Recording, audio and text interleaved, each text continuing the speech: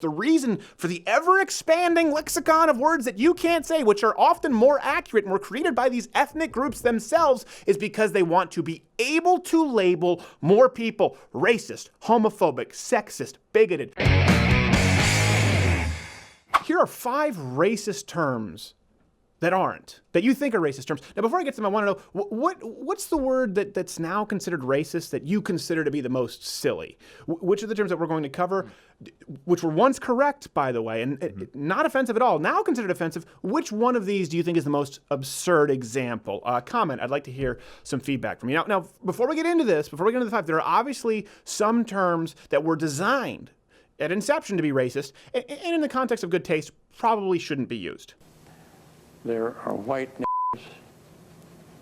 I've seen a lot of white in my time. Repeated it in the negative context. Double down. One plane goes down, he's president when Barack Obama was there. Fourth in line, pro temporum. Look it up. So let's go to the first one here. I think American Indian, and there's a subset here. So American Indian is where we start off, and then we get to Native and Aboriginal. But some activist groups, they still say, for example, that American Indian is racist. But it was actually created, by the way, by Native Americans, as you know them, First Nations people. They were the ones. According to 1995, too, the U.S. Census, in the U.S. Census Bureau, 50% of American Indians preferred the term American Indian. Only 37 preferred Native American. You remember, at one point, English meant nothing to them. Right. It's true. Exactly. We're supposed to think this is racist. But this also includes Aboriginal, Indigenous is under this category. This really comes down to who you ask, okay? No one seems to actually agree. And even to the point where now, when I was in school, we learned Aboriginals. And in Quebec, we mainly had the Iroquois and the Algonquins. But now Native American is considered offensive. What's needed is nothing less than a total renewal of the relationship between Canada and First Nations peoples.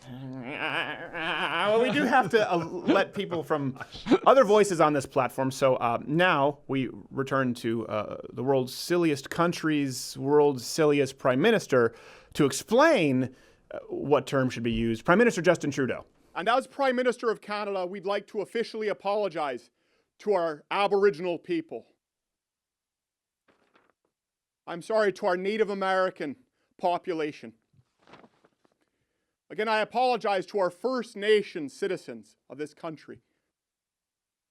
We can't say First Nation? Eskimo goes underneath there too, by the way. That's considered a racial slur. And the reason, here's one thing that's interesting, that Eskimo is considered a racial slur, and even the original reasoning, I don't think is that offensive. People, they claimed the term meant eater of raw meat. That was a big thing. I think everyone in the pitch room thought that this morning. That's what I thought, yeah. Sushi, that's a good thing. Yeah, and then some people thought it, well, like, even if it's beef at that point, it's just tartar. Yeah. But some people thought it came from the Latin word excommunicate, meaning the excommunicated ones because they live up in no man's land and the native people weren't Christian. But the reality is it meant someone who made snowshoes. It's practical. Yeah. So many Native Alaskans, by the way, still refer to themselves as Eskimos. You know why? Because the word Inuit isn't a part of the Yupik languages. It's not even a part of their language. We've created a term to be less offensive to them that doesn't exist in their language. The original term, one who makes snowshoes. Do you know how many Native American tribes, Indian American tribes, you know how they name themselves? By what they did. That's one who makes teepees and one who takes massive That's what they did. So we said, oh, well, these people up there, the ones who make snowshoes. Oh, we call that Eskimo. Works for me. Next, racist terms that aren't. Oriental. So in 2016, Obama outlawed the usage of the term Oriental in federal law because it was considered racist.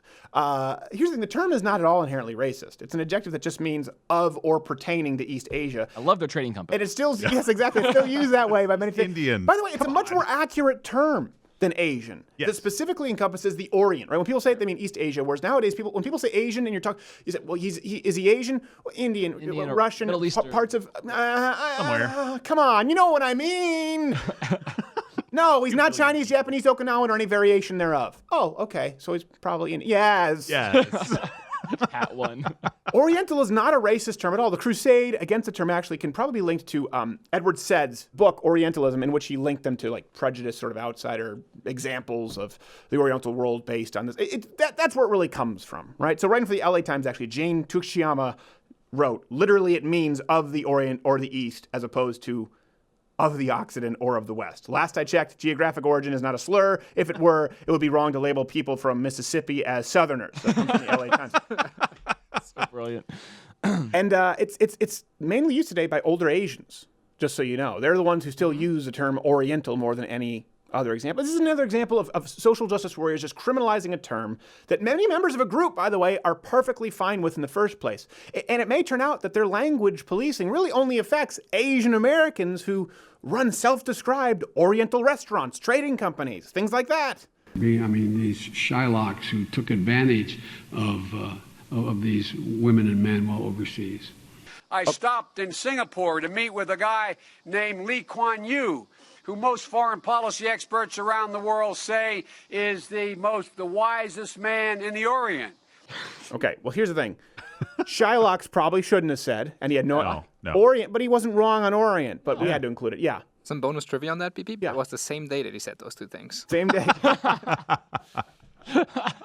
The more you know. Which probably brings us to our next one, a term which is funny. You'll say, well, aren't we allowed to say this? Because no, it's reversed. Colored people. But now it's just people of color. See, it confused. But colored. Really? Colored is a term that was outlawed for a long time. The NAACP, to me, is hysterical.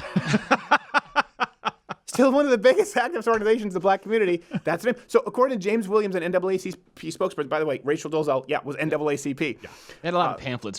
She had a lot of color. It's expensive to redo. Yeah. Wrote, times change and terms change. Racial designations go through phases. At one time, Negro was accepted. At an earlier time, colored, and so on. Colored people was not offensive. It became black Americans, and now we want to say people of color. This is the reason this matters is because there is a war on words, and we'll get to I'll bring this back around at the end. People are trying to control language rather than address the ideological problems with racism. Another term, Chinaman. This is one. A lot of people think that's race. So Chinese American historians have remarked that the term Chinaman actually, it originated when census takers, they were unable to gather information, and this is what they used. They said, should not be considered racist in intent. It came back from a time when they couldn't, they were like, man from Chinaman. Yeah, makes sense. Sounds pretty reasonable. I am Ohio man. And guess who used this to refer to themselves? Chinese people, Chinese Americans. For example, Chinese leader Norman Asing described himself as a Chinaman, a Republican, and a lover of free institution. How? In his 1852 letter to the governor of California. Are you going to let someone who's an ass determine what is racist? You know, I'm afraid that at some point we won't be able to use the term Mexican. Because that Mexican there don't speak no English and took our jobs. I'm like, oh, you're saying it in a way that's kind of a pejorative. I hear Mexican now. I'm like, oh, geez, I hope there are no Mexicans around here. It almost means George Orwell, he wrote this. He was started editing out Chinaman for Chinese in the new editions of his books. And this is how silly that we've become. Oh, my gosh. Terms Englishman, Frenchman, Irishman, they're not considered racist, but Chinaman is? I don't know. I don't get it. Okay, Negro. Negro is the next one. Now, I know I just wanted to just, boom. There's the cold water. The word Negro, we think it's so offensive. And I got in trouble when I was saying it. I said it in a car once, and there was a black kid in the car. And I remember I said it. We were carpooling. I said it specifically because I thought it was less offensive than black. Yeah. And the reason was because I'm French, and anyway, Latin, the Romance languages that come from French. The word Negro, it's simply derived from the Latin word black. It was very common until the end of the 60s, right? And what actually what's the term in German? It's very similar. It's also a Roman language, so the German term beep beep is, and I can always say this because I have a durag on. Yeah. It's nega. Yeah, you can't say that with a durag on, but I want you to say it again to make sure I heard that. What? It's nega. Yeah, how's that spelled? Neger, and we had a candy. Oh my God. You had a candy? We had a candy called Negakus, which translates to Negro kiss, and that was outlawed. But I still grew up on that. It was outlawed? Well, they just changed it for, I guess. What's it called now? It's now called Schokoschaumkuss. What does that mean?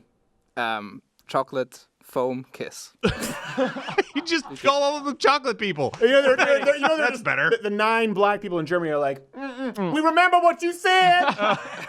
Social reformers, the abolitionists, use the term Negro to describe themselves. Frederick Douglass is an example. Slade even put, at least until 1966, it was mainly used by African Americans. That's the point. Negro is a perfect example of this. It was never designed. Yeah. The N-word, right? Sven, you better watch out. The N-word was designed to be derogatory. Okay, that's what people need to understand. And you'll notice a trend with all of these words. And the reason we put this out there is that you're no longer afraid of losing words. You're no longer afraid of words being weaponized. You shouldn't go out to someone who says, I really don't like being called Negro, that offends me, and go, Negro, Negro, Negro. That's not the point of this. The point is, the trend is today's PC term for a group of people, it becomes tomorrow's racist term. And that's because the strategy that the left has, it's the same thing with transgender, LGBTQAIP. It's the same thing with socialism to democratic socialism. It's their strategy of changing words rather than dealing with the ideology or the information behind them. Their goal is to police language, period. That is the end goal. Their goal is to label certain terms racist so they can label more and more people racist bigots, precisely so they don't have to address the points. Remember when we said that someone said, you're committing, for example, if someone were to say, oh man, nice shiner, to a black guy, because he had gotten into a fight and had a black eye, and he were to say, what did you say? Are you calling me a shiner? I wouldn't apologize. I wouldn't think he would do that. I think he would be like, oh, yeah, I'm sorry about too. And then some white lady would come up and be like, right. You should be you should be heard. Feminists would be like, what? You committed violence against him. Because I read a HuffPo article once. By finishing him. He's totally mad. Can't you see that? Seriously.